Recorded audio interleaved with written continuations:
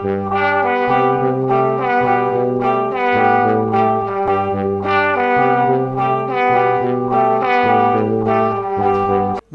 म क्षितिज सुवेदी। हाइपोथेसिस टेस्टमा यो Z टेस्टको test गर्दैछु र मसँग यहाँनिर प्रोपोर्सनको टेस्टको लागि क्वेसन छ। प्रिभियस क्लासमा मैले यो प्रोपोर्सनको सिंगल मिनकै क्वेसन सल्भ गरेको थिएँ, जुनमा मैले 2 टेल टाइपको र 1 टेल टाइपको क्वेसन सल्भ गरे। अब यसमा पनि मसँग दुईवटा क्वेसन छ यहाँनिर। The manufacture of electronic equipment based in Patan city claims that only 4% of its product is defective भन्यो। फर्स्ट क्वेसनको कुरा आयो भनेपछि उसले क्लेम चाहिँ के आएर छ, 4% of its product is defective भनेको छ। टु टेस्ट दिस क्लेम, होइन, to test the claim of the manufacturer a random sample of 350 product is taken and found to have 15 defective भन्यो। भनेपछि do you agree with the view of manufacturer भनिन्छ कि। भनेपछि अब हामीले यहाँनिर म्यानुफ्याक्चरको claim चाहिँ ठिक छ कि छैन त त्यो हामीले भनिदिनु पऱ्यो। भनेपछि उसको क्लेम चाहिँ 4% भनेको छ, 4% बिग्रिन्छ अरे। भनेपछि 4%सम्म बिग्रिँदा मिल्यो, तर 4% भन्दा धेरै बिग्रिन थाल्यो भने के हो, मिलेन। तर नलले के भन्छ, नलले 4 नै भन्छ। अल्टरनेटले चाहिँ के भन्छ, अल्टरनेटले चाहिँ 4 भन्दा धेरै पर्सेन्ट भन्छ। भनेपछि उसले यहाँनिर बिग्रिने चान्सको कुरा गरेर चाहिँ हो कि होइन मात्र भन्नु कि यहाँनिर 4%सम्म बिग्रियो भने मिल्यो। जस्तै 3% बिग्रिए पनि ठिक छ, 2% बिग्रिए पनि ठिक छ, 1% बिग्रिए पनि उसको क्लेम मिल्छ। किनभने उसले त 4%सम्म बिग्रिन्छ भने हो नि त, होइन। 4% बिग्रिन्छ भनेको मतलब 4% भन्दा कमी बिग्रिँदै नबिग्रिने उसको क्लेम त मिलिहाल्यो। तर जब 4% भन्दा माथि जान थाल्छ त्यसपछि उसको क्लेम नमिल्यो भनेपछि ग्रेटर देन 4, होइन, भयो भने अब के हुन्छ, उसको क्लेम मिल्दैन। भनेपछि त अब यहाँनिर 1 टेल भयो, किनभने योभन्दा माथि गइसकेपछि, होइन, कम्पेरिटिभ भयो कि यहाँनिर 4% भन्दा माथितिर बिग्रियो भने चाहिँ अब के हुन्छ, उसको क्लेम मिल्दैन। भनेपछि 1 टेल भयो। यसलाई सल्भ गरौँ। हाइपोथेसिस सेटअपमा नल हाइपोथेसिस यसले के भन्ने भयो त, यसले बराबरै भन्ने हो। भन्ने मतलब P इक्वल्स टु 4%। अब 4% भनेको मतलब 0.04, that is manufacturer claim is valid. अनि अर्को अल्टरनेटले के भन्यो, P इज ग्रेटर देन 4%। यो 0.04 भन्दा ठुलो भन्न खोजे हो, है। मैले यहाँ 4% हालेपछि अब यसलाई खास 0.04 चाहिँ यता लेख्दै भयो, 0.04 भयो। यो चाहिँ ग्रेटर देन 0.04, होइन। भनेपछि that is manufacturer claim is not valid. 4%सम्म भयो भने मात्र भ्यालिड हुन्छ नि, 4 भन्दा माथि गयो भने त भ्यालिड हुन्छ र हुँदैन। त्यही यो कन्डिसन हो। अब यहाँनिर टेस्ट स्ट्याटिकमा छौँ। जेड क्यालकुलेटेड भनेको के हुने भयो त, sample proportion minus population proportion, population प्रोपोर्सनको पी अनि क्यू हो। अब स्याम्पलको लागि कुरा गऱ्यो भने स्याम्पल साइज कति भयो त, 350 प्रोडक्ट भनेको छ। To test the claim of the manufacture a random sample of 350 product is taken and found to have 15 defective. भनेपछि डिफेक्टिभ कति भयो त, स्याम्पलमा चाहिँ 15। भनेपछि प्रोपोर्सन अफ डिफेक्टिभ कति भयो त, पी भनेको 15/350 हो। यो भनेको अब मैले 2 डिजिटमा राउन्डिङ गर्ने, यो 0.043 भयो। क्यापिटल पी भनेको चाहिँ कति हुनुभयो त, उसले क्लेम गरेर त कति हो, ओन्ली 4%। भनेपछि यो 0.04। क्यापिटल पी भएपछि क्यू भनेको 1 - 0.04 भनेको 0.96। मैले यसमा युज हुने यो पिक्यू, होइन, यानको भ्यालु प्रिभियस क्लासहरूमा पनि मैले एक्सप्लेन गरिरहेको, त्यसकै आधारमा मैले यहाँ क्वेसन सल्भ गरिरहेको छु। भनेपछि यो पार्ट हेर्नुभन्दा अगाडि प्रिभियस क्लासदेखि नै हेर्दै आउनु भने चाहिँ बेटर हुन्छ, है। भनेपछि हरेक पार्टको मैले के गरेको छु, लिङ्क तल डिस्क्रिप्सनमा प्रोभाइड गर्दैछु र यो भिडियो अन्त्यसम्म हेर्नुहोस्। मजाले क्वेसन सल्भ गर्न सक्नुहुन्छ 1 टेलको टाइपको, है।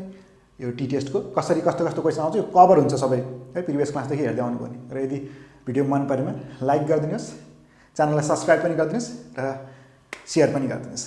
अब क्वेसनलाई फर्दर सल्भ गर्दा टी भनेको 0.043 माइनस 0.04 अपन पी भनेको 0.04 हाल्यो, क्यापिटल क्यू भनेको 0.96 अपन यान भनेको 350। यसलाई सिम्प्लिफाई गर्ने, यसलाई सिम्प्लिफाई गर्दाखेरि आउँछ 0.29, 0.27 अराउन्ड कति आउँछ ल। भनेपछि 0.27 मैले फिक्समा गरेर राखेँ। भनेपछि अब यहाँनिर मोडुलसको कुरा पोजिटिभमै छ। भनेपछि 0.27 भने यो 1 टेल भइहाल्यो। 1 टेल पनि खास यो हो के भन्दा ठुलो यतातिर भनेपछि यो राइट टेल हो। अब राइट टेल भनेर भन्यो भने 1 टेल मात्र भन्दा पनि कुरा मिलिहाल्छ, किनभने मोडुलसमा भ्यालु राख्ने हो। नत्र राइट टेल लेख्न सक्नुहुन्छ, लेख्न लाउने। 3 नम्बरमा लेभल अफ सिग्निफिकेन्स।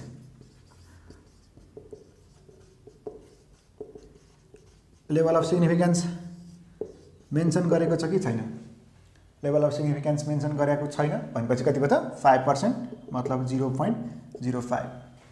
अब 4 नम्बरमा क्रिटिकल भ्यालुमा जेड टेबुलेटेड भनौँ, मतलब जेड 0.05। 1 टेलमा हैन, यसको भ्यालु कति हुन्छ हामीले प्रिभियस क्लास त्यही नै कुरा गर्दै आइरहेको। यसको टेबुलेटेड भ्यालु तपाईँ टेबलमा हेर्न सक्नुहुन्छ, यसको लागि भ्यालु हुन्छ 1.64। अब 5th नम्बरमा रिजल्ट एन्ड कन्क्लुजन।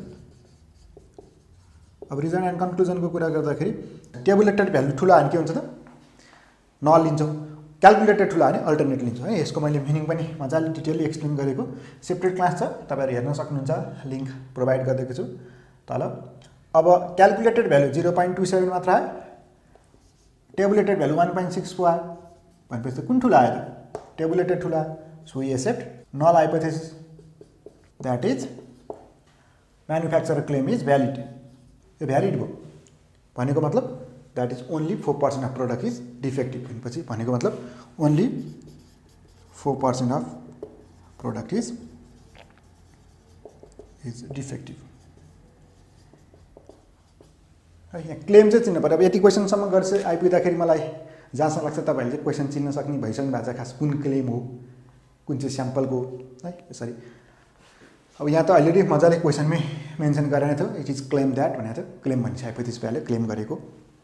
अब यहाँनिर अर्को क्वेसन छ, in a sample of 400 water tanks it was found that 30 water tanks were defective, the company which produce this water tank claim that only 5% of their water tanks are defective, test the claim of company at 5% level of significance. भनेपछि यो दुईवटा question same छ। भनेपछि यसको first क्वेसनको आधारमा तपाईँ यो क्वेसनलाई hypothesis setup गर्नुहोस्। हाइपोथेसिस सेटअप गरेको मिल्यो कि मिलेन, भिडियो पज गर्नुहोस्, आफूले पहिला बनाउनुहोस्, त्यसपछि यो क्वेसन सल्भ गरेँ म गर्छु, त्यो क्वेसनसँग ट्याली गर्नु मिल्छ कि मिल्दैन। मैले यसको हाइपोथेसिस सेटअप गरेँ, के भनेको छ भन्दा उसले क्लेम गरेर चाहिँ के हो, the company which produce this water tank claim that only 5% of the water tanks are defective भनेको छ। भनेपछि उसले 5% मात्र भनेको छ भनेपछि नलले के भन्ने भयो त भन्दा 5% मात्र छ भन्छ भनेपछि कम्पनी क्लेम इज भ्यालिड भनौँ। अर्को के भन्यो त, अर्कोले चाहिँ होइन त्योभन्दा धेरै भन्यो, कम्पनीको क्लेम चाहिँ नट भ्यालिड भन्यो। सेम क्वेसन भयो यो जस्तै 5% ठ्याक्कै भयो, उसले भनेको चाहिँ 5% हुन्छ अरे, 5% मात्र बिग्रिन्छ भनेपछि 5%सम्म आयो भने चाहिँ मिल्यो, तर 5% भन्दा धेरै हुन थाल्यो उसको क्लेम मिलेन होइन। भनेपछि अब यसको लागि टेस्ट स्ट्याटिकमा जेड क्यालकुलेट भनेको स्मल पी भनेको sample proportion minus population proportion. अब स्याम्पल प्रोपोर्सनको लागि कुरा गर्दा स्याम्पलको साइज कति भयो त, स्याम्पल त्यो क्लेम टेस्ट गर्नलाई the company which produce this water tank 5% त्यो test in a sample of 400 भनेपछि 400वटा स्याम्पलमा कतिवटा डिफेक्टिभ भेट्यो त 30 वटा। भनेपछि स्याम्पल प्रोपोर्सन अफ डिफेक्टिभ कति भयो त, sample proportion of defective small P भनेको 30/400 भनेको 0.075 हो। अब पपुलेसनको लागि गर्दा उसले कति क्लेम गर्यो, पपुलेसन गर्दा 5% भन्यो भनेपछि यो क्यापिटल पी भयो। डिफेक्टिभको लागि कुरा छ, त्यहाँ डिफेक्टिभै हामीले पपुलेसन प्रोपोर्सनबाट गरेको छ। क्यू भनेको अब पी भनेको 0.05 हो, 1 माइनस 0.05 भनेको यो भनेको 0.95 हो। भनेपछि यहाँनिर राख्यो भने त पी भनेको 0.075 माइनस 0.05 अपन पी भनेको 0.05 क्यापिटल क्यू भनेको 0.95 अपन यान भनेको 400। यो भ्यालु आउने भयो 2.29, मोडुलसमा कुरा गर्दा 2.29 हो। अब 5% नै भइहाल्यो, test the company claim at the 5% level of significance. भनेपछि जेड 0.05 को 1.64 नै भइहाल्यो यो। अब कम्पेरिजन गरौँ त, टेबुलेटेड भ्यालु कति हुने भयो त, जेड क्यालकुलेटेड चाहिँ 2.29 भयो, टेबुलेटेड जम्मा 1.64 मात्र भयो। भनेपछि ग्रेटर देन जेड टेबुलेटेड भनेपछि अब हामीले so we reject null hypothesis and accept alternate, that is company's claim is not